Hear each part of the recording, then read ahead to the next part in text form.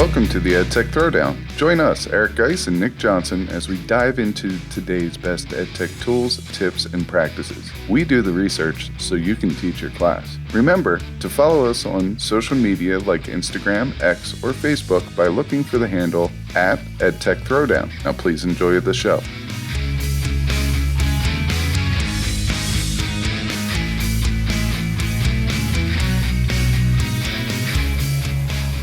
Welcome to the EdTech Throwdown. This is episode 202 called Tech Retreat, 8 more EdTech tools for the classroom teacher, part 2. In this episode, we will continue exploring a new list of EdTech tools that can enhance, engage, and save time.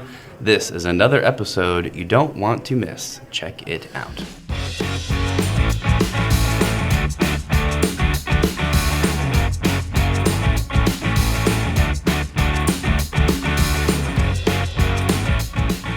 All right, back with episode 202. Today we got our first little dose of snow in the morning. It lasted a whole 38 seconds. Yeah, that was weird. I didn't even know it was snow. I don't know what I thought it was, but it came out of literally nowhere on my drive into work today. Yeah, this is very abnormal, I feel like. I feel like we haven't gotten early snow in a long time. Usually our summer has been extended. We hardly got any fall whatsoever. Right. And then all of a sudden it's a mild winter. That's how I kind of feel. We might get one, maybe two, not even significant snowstorms, like 6 inches or so. A couple dustings a winter the last couple of years, but I think we might actually get some snow this year. I don't know why, but is it the Farmer's Almanac? I don't know. My son was talking about the Farmer's Almanac last week, and I was like, well, I thought I didn't even know it was still a thing. Yeah. You hardly ever hear about the Farmer's Almanac anymore. There's no snow. End of story. Right. I know. People are saying that there might be. It's just been cold. It's been funny, and then today's snow has kind of thrown me off here. But I am excited to get into this stuff because we are finishing. Wait, we're not finishing, right? This is just the middle part. 2 of 3. 2 of 3, yeah. 2 so. of 3. Let me change that. We're not finishing, but we are getting deeper into, let's just say, this list of 24 tools. And as I always say, these are always my favorite kinds of episodes. And this might be my favorite of the 3 because the 4 things that at least that I'm talking about, I've never heard of before. And they all, I don't know if they blew my mind, but every single one of them, I was like, man, that is very cool. I don't know if you felt the same way, but. Yeah, I mean, I think all 24 within the 3 parts are very unique. I do think that, and you're right. I would say about 20 of the 24 I've never heard before. So it is a great episode because I feel like there's something here for everyone. You may not use any, or you might use many of these tools, but I feel like everyone's going to learn something new. And everyone's going to get something that they might want to come back to later, where one of these tools fit later in the year when you might just get some inspiration to do something. For example, a couple episodes ago, when we did the radio and driving through cities and things like that, I used one of those as a discussion starter for my AP Bio class and trying to get them to look at the infrastructure of different places and try to make a guess as which one of the areas is more advanced with their ways that they get water delivered to families, to businesses, things like that. I never would have thought that I would use something like that in the AP Bio class, but I knew about it, I was inspired by it, and then I used it. So I'm hoping that we get a couple of tools in here that inspire you to do something a little different. Those little things that you do that are different often separate you from other teachers and get more kids that usually wouldn't be passionate about photosynthesis, the war of, whatever the war is. Maybe you're looking at before and after on Google Maps, like what an area looks like before or after something like a current event happens, a hurricane or something like that, and you're comparing it. But those are the things that kids remember. Those are the experiences that you could bring into the classroom, and hopefully some of these unique tools get you there. All right, so that's a great way to pause for a word from the Teach Better Podcast Network before we come back and start going through these 8 tools. This podcast is a proud member of the Teach Better Podcast Network. Better today, better tomorrow, and the podcast to get you there. You can find out more at teachbetter.com/podcasts. Now let's get back to the episode. Okay, so we are back, and I'm going to start off with my first one, which is it's a coming soon website. Although their website is fairly well polished, so it might actually be available now. I can't quite tell, but it looks ready to roll. It is a website called Unique Learn, and unique is just the first part of the word, UNIQ, and then learn.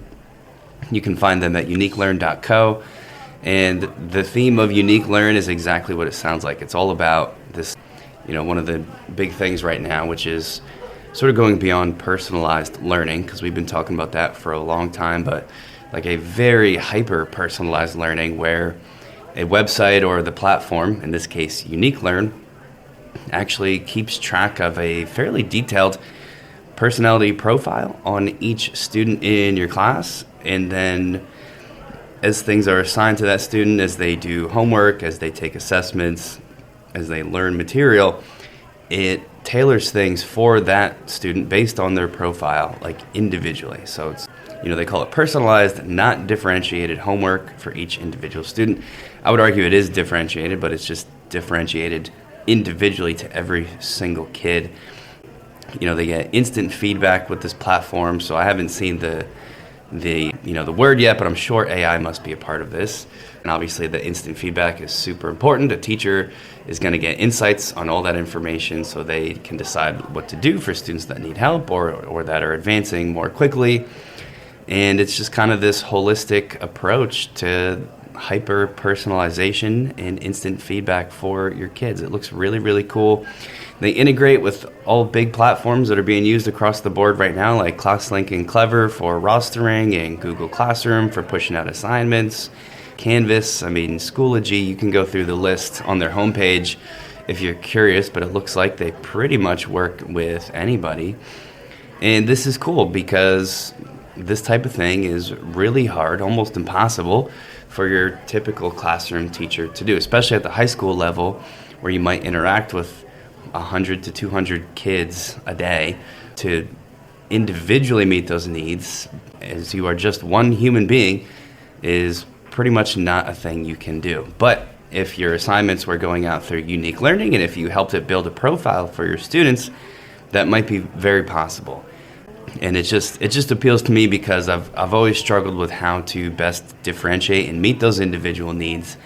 And it's nice to know that some platforms are coming out with an answer for that might actually make it possible. So yeah, uniquelearn.co. And I'll say one more thing. I'm almost certain you would have to pay for this. I don't know what that pricing is. You can book demos on their website. I'm sure that's where they would introduce the pricing aspect to it. So this is going to be more the kind of thing where if your district is shopping around for something like this or for a LMS, then maybe Unique Learn is something to check out. Yeah, this one looks phenomenal. I love how you can collect data very easily per individual student. This might be best suited for, it's suited for all students, but I'm thinking like pool classrooms in elementary schools or skilled classrooms where they build skills, and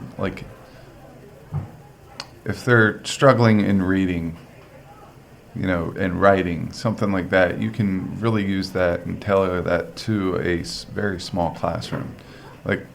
I know there are a lot of teachers that if, say my son is getting pulled for reading help, being able to personalize the learning for 24 kids in a classroom when you're the only one there for instruction. You might have a para or another special ed teacher there, but this would be a good way to manage that, and I could see this as a positive tool for that. And I'm going to stick on my, I just mentioned special ed and how I think it could help there. My first tool here is going to go with helping students read as well. And this is called Rewordify, and it's on rewordify.com. And basically what it does is it's a literacy support tool that helps learners to improve their reading and comprehension. And the way that they can do this, well, there's several different ways. First, you could just copy and paste a text into this word block, and then it's going to basically break it down so it's more easily understood. So the example here is, don't let an abstruse lexicon heighten your trepidation. And then after you hit the Rewordify button, it goes, don't let a difficult and confusing word list increase your fear and nervousness. All right, so it breaks it down. And the way that you see it changes based on your preferences. For example, you could have it side by side, or you could have it intertwined with one another. So if it's side by side, it reads like two separate sentences. The one is the hard to understand one with the deeper vocabulary, and the other one is with more basic vocabulary, very easy to understand. And then for the other, you can have it like next to each other. It's called inline style. I used to loathe, and in parentheses it says hate, and eschew, avoid, perusing, carefully reading English. So, I would probably go with that one because I'm just looking at one spot, but I could see how all the words jumbled together. Even though they are highlighted different colors in here, I could see how that would be okay. And there's also the 2-column style, which has them right next to each other, but it's closer together and it lines up pretty similarly. One other thing I have to add about this is there's several different options that you have for this tool. You can use original text, you could use rewordify text and copy and paste that out. You could download it as a CSV export. There's text with vocabulary, so you could put the vocabulary in there. You can make quizzes off of that, matching, all that good stuff. And it is a part of the read and write for Google Chrome, tool. So when you go into read and write for Google Chrome, Rewordify is connected to that, so you could use it within that, which is cool. Yeah, Rewordify looks super cool. I like the integration with Read and Write because I know that's a very popular extension, especially for the ESL teachers here. And they use that one exclusively, or at least they seem to prefer that over anything else we always suggest.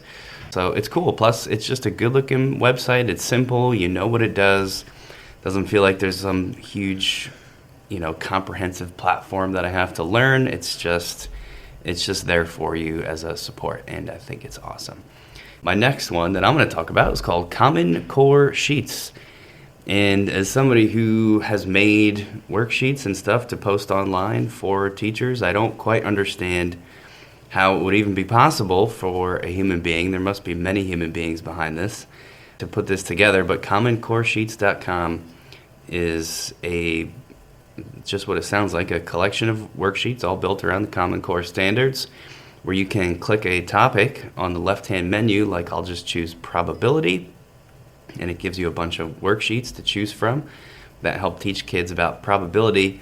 Here's the really crazy part. With each worksheet, there's options that you can choose to go through the questions of that sheet, like one at a time, which of course means that it only shows one question at a time. Flashcards, which means it turns all those questions into flashcards to study from. They have a distance learning option, and then they have a create new sheet, which looks like it's going to allow you to, you can actually edit what's there, which is really cool. And it all comes out as a PDF that you can then download. The astounding thing is that there's just so many of these. I don't know how long this has been out there. Maybe this has existed for a long time and we're just discovering it. So they've just had a long time to slowly add and build more. but it's really cool. Now, I don't know how many of these are going to apply to me, because as a high school chemistry teacher, I'm not directly involved with Common Core, but I would imagine if you teach elementary, maybe even middle school, there's some pretty powerful stuff here. And, coming up with that base level worksheet is often, a huge hurdle for teachers, and any place you can go to get one as a starting point, especially ones that are pre-formatted like this, very helpful. Obviously, you can have your AI tools create these things, but a lot of the times, even with an AI tool, you've got to format it and put it in the doc and make it printer friendly. These have that done already, plus the options that I just went through for having kids engage with them. Really cool. So commoncoresheets.com, a gigantic collection of Common Core state standard aligned worksheets with many options around even those. Good website. Yeah, I was just clicking through it, and I went to the science Common Core worksheets, and then I selected animals for the high school age level, and it came up with all these little animal fact sheets. And one of the things I'm going to be doing over the next week in AP Bio is we're looking at the properties of water, and I want them to research an animal that lives in a harsh condition and explain how the properties of water help that animal survive. And without water having those unique properties, how that animal wouldn't be able to survive. They could pick either way, how it would, or how it is able to survive, or how it is not able to survive if it didn't have those properties of water. So I might use those if I could find enough of the animals who live in harsh conditions, like the caribou in the snow was in there, the desert mouse that lives in the desert. Those are two good ones. I'm sure I could find a cactus or something like that, and then I divide them up within the class. We do 15 minutes of research. We have 5 minutes of writing a claims evidence reasoning, and then we have a 30-second presentation per kid. And we get it done in one class period. So this might be a good spot for that. I love some of the math worksheets. My kids love math. I might go and try to get like a 6th or 7th grade math sheet for my 4th grader. And then also for my second, I might get a 4th or 5th grade math sheet. And for the kindergartner, probably a 2nd grade math sheet. They're all very advanced in math. The other areas of the academia, work in progress, but they do love their math. So it's a good spot for us to, just find worksheets that are already available, and the answer keys are in there, which is cool, because I'll have them try it, and when they think they're done, I'll have them go find the answer key. Usually I hide the answer keys in the house somewhere. They have to go find it. A little scavenger hunt there, but it's cool. That is also a solid tool. Let's get into my next one. This one's called 123 Apps. This is like a collection of online tools for video, audio, PDF, and file conversion. It's like a one-stop shop. I like this site because it is a one-stop shop, but also because I feel like I can work within the free plan. So I'll get into the free plan in a second, but there are tons of tools. There's 18 different video tools, from trim video, flip video, rotate video, crop video, remove logo from video, text-to-speech, merge videos, screen recorder, video recorder, all those different things. You could even change the speed of the video, which sometimes, that's worth doing. Audio tools, you have a lot of the same. Change the volume, speed, audio. You could reverse the audio. So sometimes it's fun to do that. Like I'll reverse a very famous passage, put it in reverse and see if anyone can get it. It takes 2 seconds. You give them 10 seconds to try to listen to it to see if anyone can guess it. PDF tools, split, merge, compress, unlock, protect, rotate. And then you have all the conversions, PDF to Word, PDF to Excel, add page numbers, JPEG to PDF, Word to PDF, PowerPoint to PDF, all that. And then you have your converters. audio converters, which is like taking a WAV file, converting it to an MP3 file. You have the video converter, image converter, ebook converter. You might play around with that one just to see what it is. But as I said before, go down to the pricing. For $6 a month, you get unlimited everything with no ads, with very fast speeds.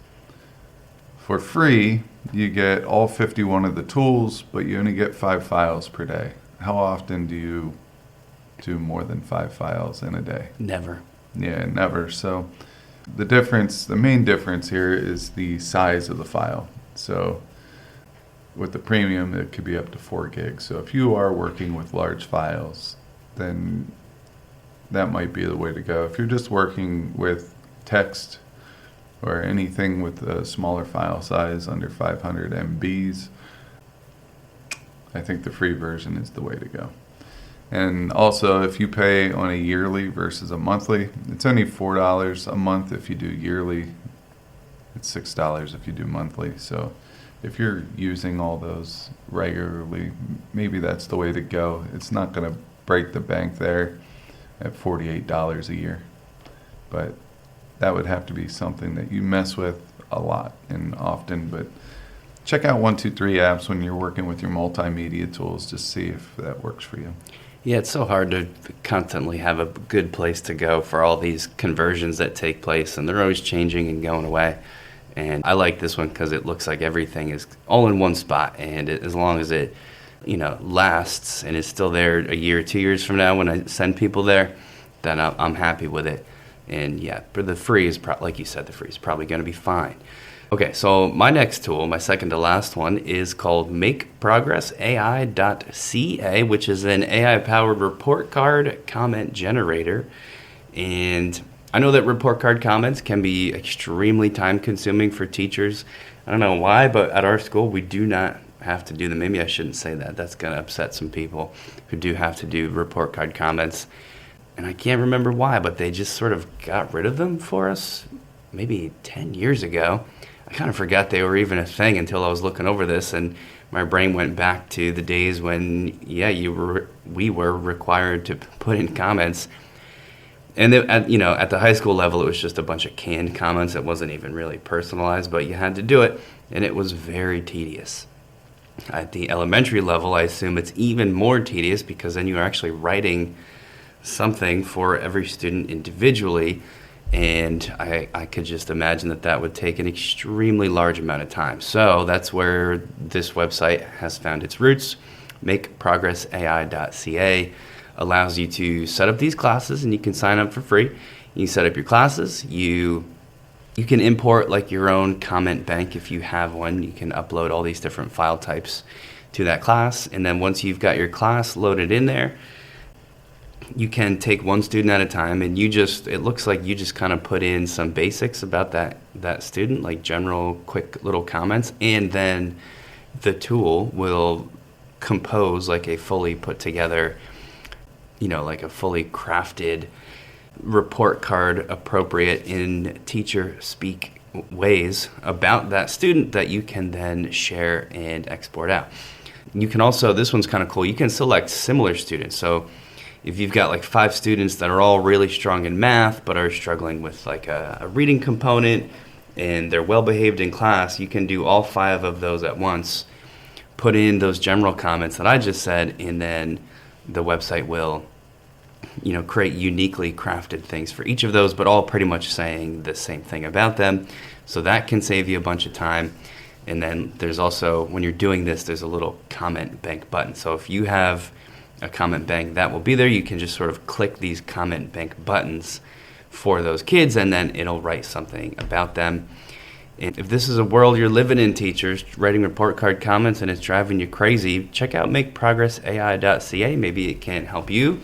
Maybe share it with your administrative team and see if it's something they can roll out on a school-wide basis. It looks like there's lots of use here, lots of great comments, and this website appears to be, shared and talked about a lot online. So, pretty cool. MakeProgressAI.ca.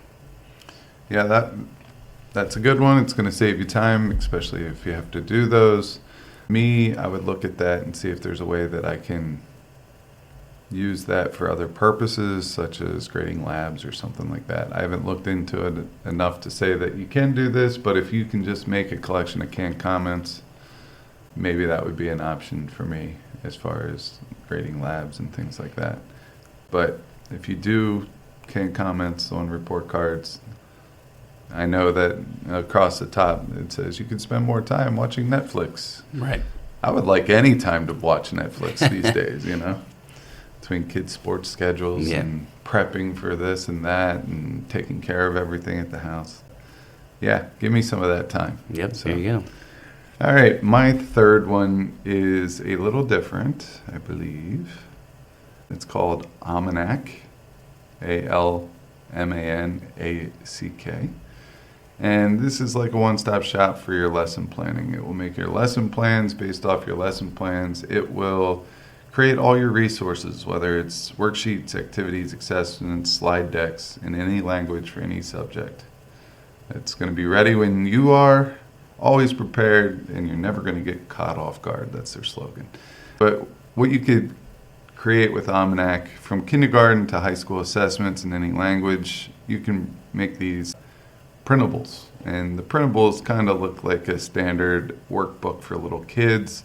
And as it gets more and more complex, the template of these worksheets change a little bit to fit those higher grades. So you're not going to see any little, ducks walking across the 11th grade lesson plan here.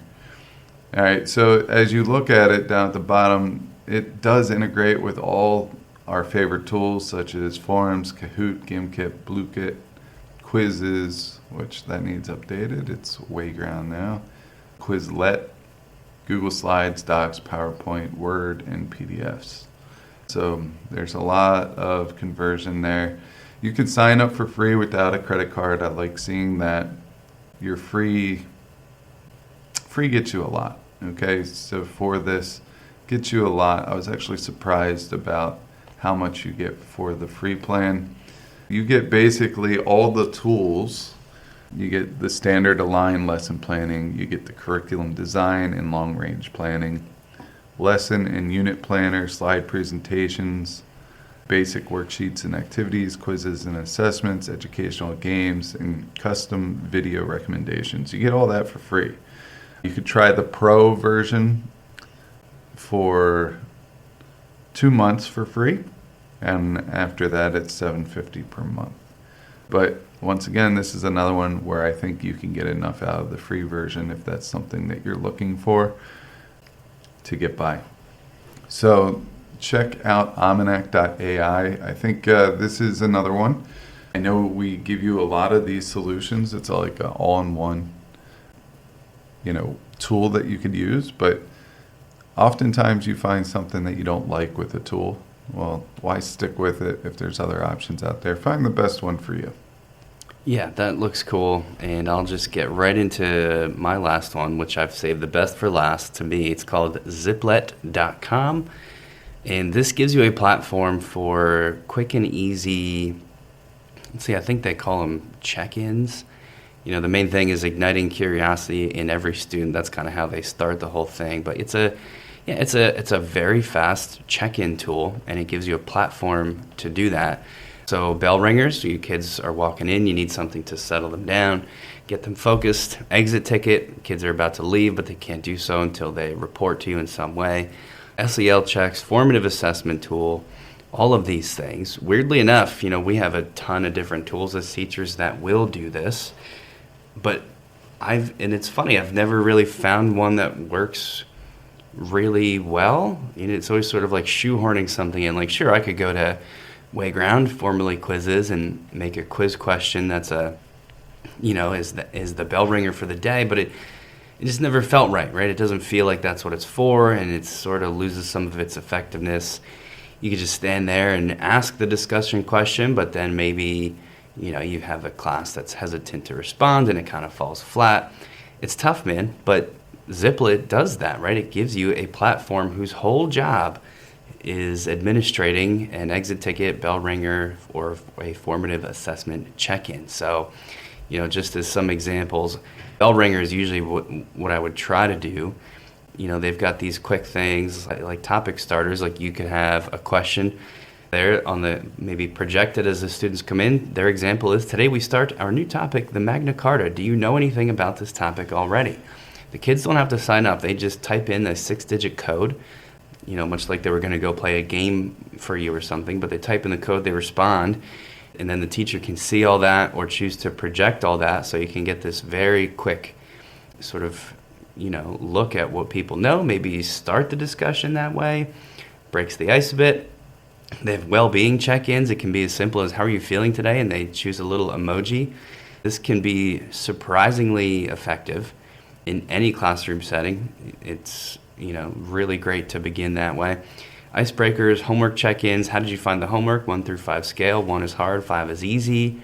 The list goes on. And then the same for exit tickets and formative assessment. I just like it because it's a platform that is designed around that thing specifically, and you're not trying to use here's a 24 slide Google slide deck where everybody goes and types in their stuff. It just starts to feel clunky.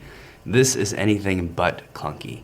So you can check this out at ziplet.com, and then just, my recommendation is scroll down and click on the thing you're most interested in. Click on where this big box that says exit tickets or bell ringers, and just take a look at their examples, and I have a feeling that most teachers would be pretty excited about this. So that's a very, very cool one.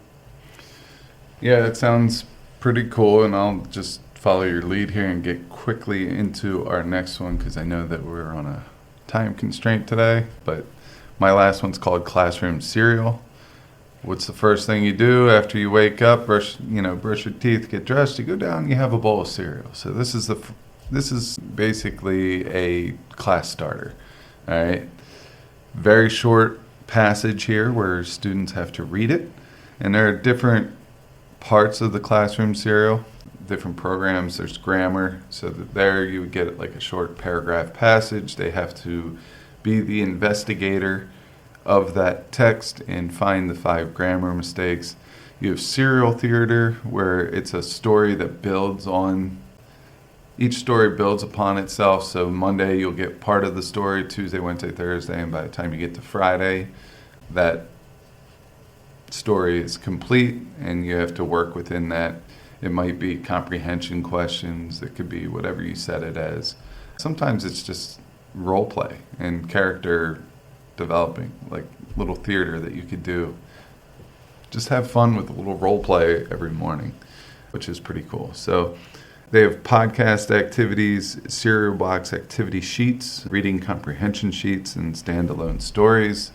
Once again, anything to increase fun in reading and literacy and all that good stuff, and also the ability to test comprehension of something that they like to read is pretty cool too. This is my favorite thing is the podcast. So all these stories are available in podcast form for kids to listen to.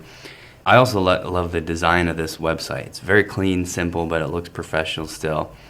Yeah, I wish I had more of a use for this myself, because it looks like it's really just a great way to do what you said and make reading and writing more fun. So I think those are the 2 correct choices to end today's episode, which, remember, is just part 2.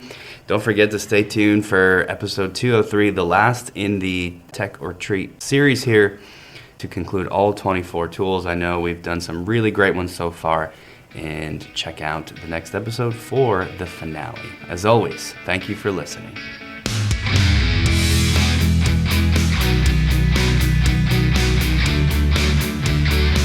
Thanks for listening to the EdTech Throwdown. Do us a couple of favors. Subscribe to our podcast on any major podcast catcher such as Apple, Spotify, Amazon Podcasts, and Stitcher. Go over to YouTube, search the EdTech Throwdown, subscribe to the channel. You can connect with us on Twitter, Facebook, and Instagram. The show's handle is EdTech Throwdown. You can connect with Guise at Guise.tech, Nick at Nick.tech. You can write us an Apple Podcast review. You can tell your friends about www.edtechthrowdown.com. edtech.com. And lastly, go over and check out our friends over at the Teach Better Podcast Network, a network that we are so proudly involved with. Until next time, remember, go try some EdTech because we will do the research so you can teach your class.